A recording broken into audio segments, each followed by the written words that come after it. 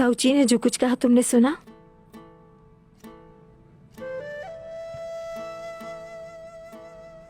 अपने भाई उस्मान के लिए वो कुछ भी करने से दरेक नहीं करेंगे। मुझे यकीन है कि उस्मान भी अपने भाई के लिए ऐसा ही करेंगे।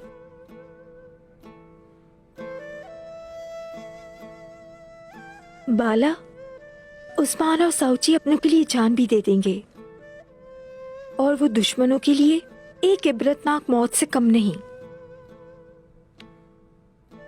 उस्मान साहब से जिन लोगों ने गद्दारी की है वो हमारी तलवारों से अंजाम को पहुंचेंगे। और अब हमारा काम वाज़ेह है।